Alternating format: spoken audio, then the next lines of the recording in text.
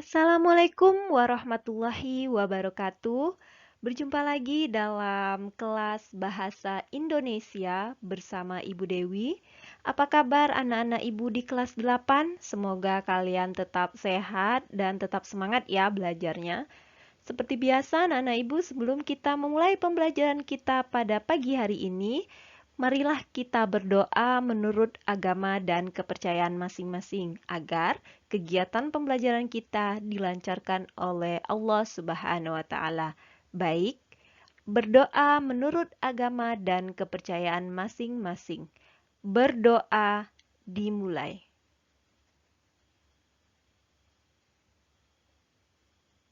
Berdoa selesai. Anak-anak Ibu, masih ingatkah kalian kita pada pertemuan sebelumnya mempelajari teks apa?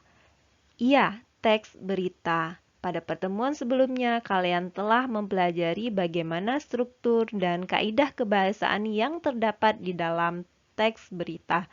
Pada pertemuan ini, kalian akan mempelajari KD berikutnya, yaitu menyajikan data dan informasi dalam bentuk berita secara lisan dan tulis dengan memperhatikan struktur, kebahasaan, atau aspek lisan, yaitu lafal, intonasi, mimik, dan kinesik.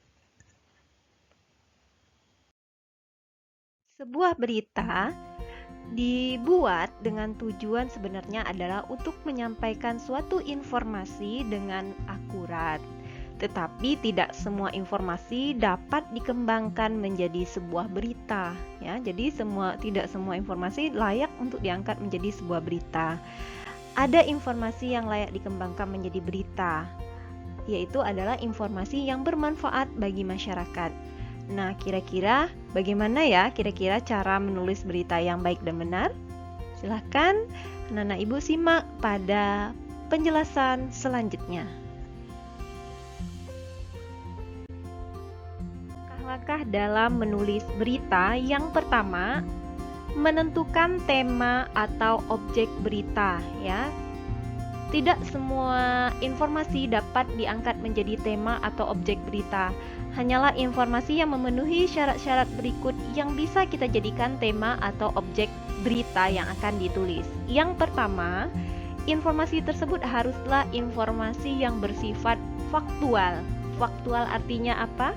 Faktual adalah informasi yang disampaikan haruslah berdasarkan fakta, bukanlah merupakan gosip atau isu-isu yang belum jelas kebenarannya. Yang kedua, informasi tersebut haruslah bersifat aktual. Aktual adalah informasi yang hangat diperbincangkan di masyarakat dan baru terjadi di masyarakat. Dan yang terakhir adalah informasi tersebut haruslah fungsional.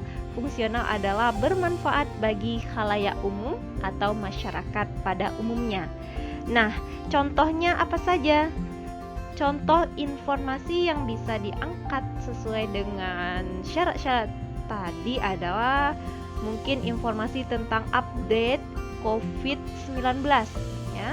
Selanjutnya adalah informasi tentang berita yang memotivasi atau menginspirasi, seperti prestasi yang diraih oleh seseorang ataupun kebaikan yang dilakukan oleh seseorang sehingga mampu menggugah orang lain untuk melakukan hal yang sama dengan yang dilakukan oleh orang tersebut.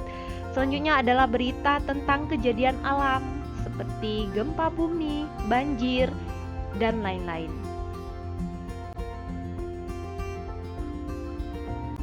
Langkah yang kedua adalah menentukan sumber tema atau objek berita. Nah, sumber tema atau objek berita berhubungan dengan bisa berupa kejadian atau peristiwa secara langsung ataupun kita dapatkan melalui tayangan video.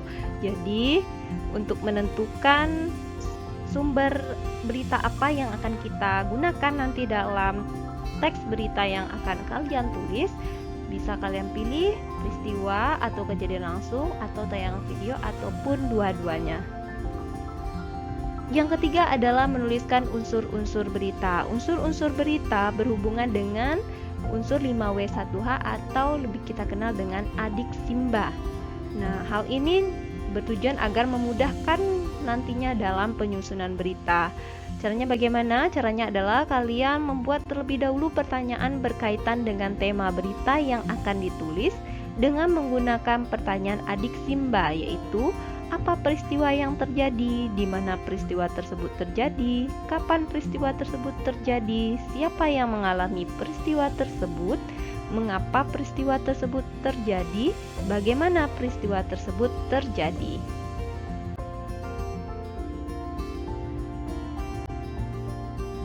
Langkah yang keempat adalah mengumpulkan informasi.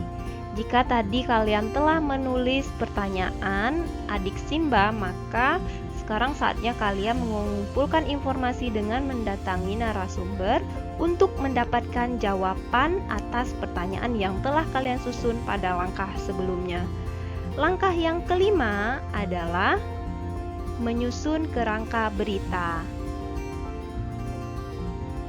Menyusun kerangka berita ya. Nah, jika kita telah mendatangi narasumber untuk mengumpulkan informasi atas pertanyaan yang telah kita susun, maka jawaban-jawaban pertanyaan tersebut kita bentuk menjadi sebuah kerangka berita dengan memperhatikan struktur berita. Berikut contoh dari kerangka berita. Nah, berita yang Ibu jadikan kerangkanya di sini adalah sebuah teks berita yang Ibu pernah lampirkan pada pertemuan sebelumnya, yaitu berita tentang banjir bandang ya. Masih ingat? Yang Ibu kutip dari liputan6.com ya.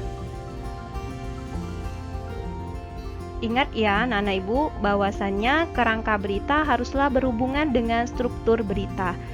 Jadi kita bagi terlebih dahulu apa saja yang akan kita letakkan di bagian kepala berita, apa saja yang akan kita letakkan di bagian tubuh berita, dan apa saja yang akan kita letakkan di bagian ekor atau kaki berita.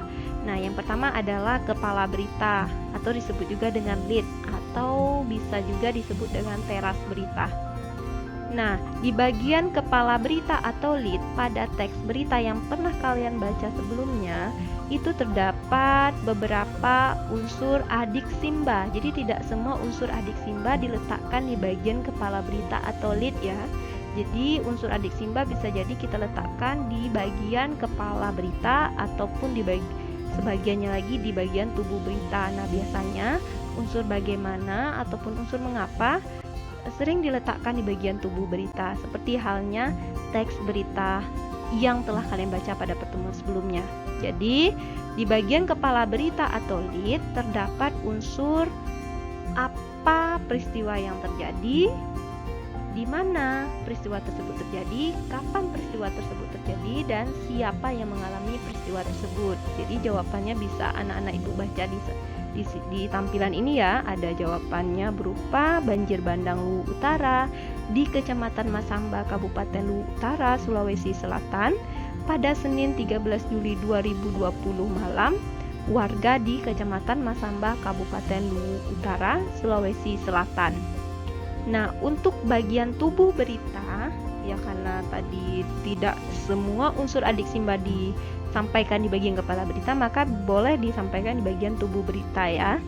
Unsur mengapa dan unsur bagaimana. Jawabannya adalah untuk mengapa peristiwa tersebut terjadi, jawabannya adalah banjir bandang itu disebabkan oleh luapan air sungai Masamba akibat curah hujan yang sangat tinggi di hulu sungai.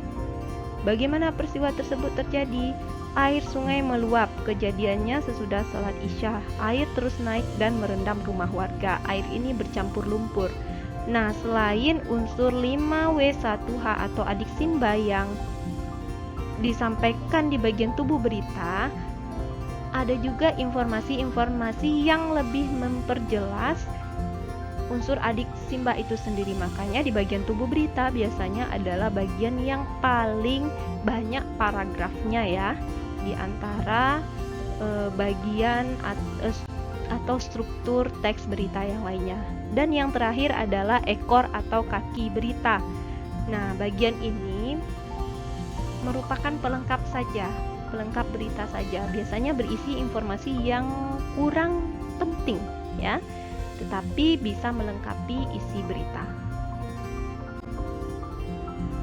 Langkah terakhir dalam menulis sebuah berita adalah tadi kalian telah menyusun kerangka berita berdasarkan struktur berita, maka langkah yang terakhir adalah kalian mengembangkan kerangka berita tersebut menjadi sebuah berita, menjadi sebuah teks berita. Jadi kalian kembangkan di bagian kepala berita menjadi sebuah paragraf yang utuh, dan bagian tubuh berita bisa kalian lampirkan menjadi beberapa paragraf. Ingat ya, karena bagian tubuh berita selain berisi adik Simba yang belum disampaikan di bagian kepala berita, juga berisi informasi penjelas tentang adik Simba itu sendiri ya. Nah, sedangkan bagian ekor berita berisi tadi informasi pelengkap saja ya. Nah, jadi seperti ini contoh pengembangan kerangka berita menjadi sebuah teks berita. Bisa anak-anak ibu baca ya, karena ini juga pernah kalian baca pada pertemuan sebelumnya.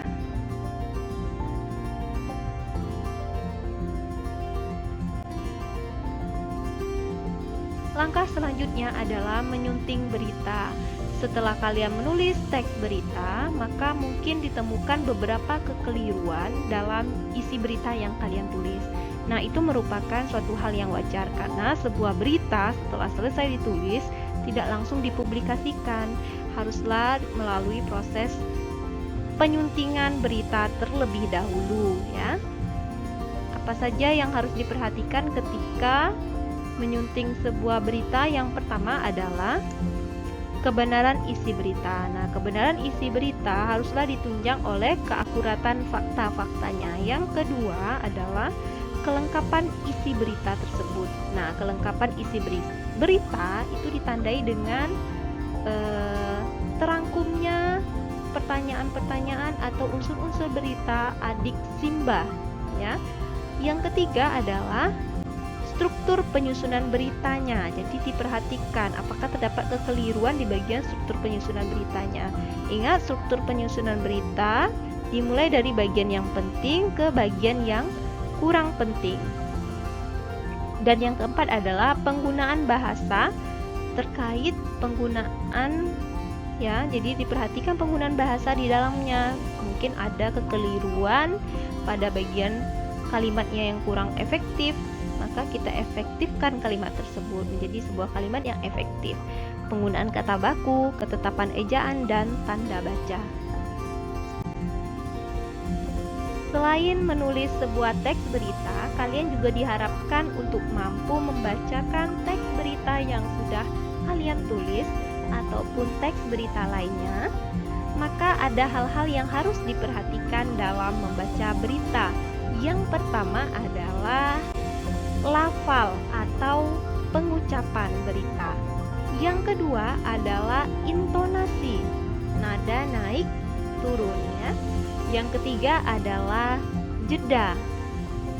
Yang keempat adalah vokal atau kenyaringan suara. Dan yang terakhir adalah ekspresi atau mimik wajah ketika kalian membacakan isi berita ya. Jadi disesuaikan, jika beritanya sedih maka mungkin mimik wajahnya juga harus disesuaikan ya. Nah, tujuan akhir dari pembacaan berita apa sih? Tujuan akhirnya adalah agar pendengar dapat memahami informasi yang ingin kita sampaikan.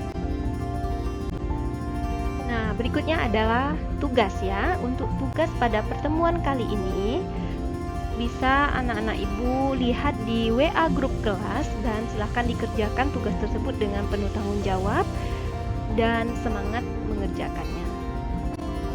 Sekian pembelajaran kita pada pagi hari ini. Terima kasih kepada seluruh anak-anak ibu yang telah menyaksikan dan mengikuti pembelajaran dengan semangat pada pagi hari ini.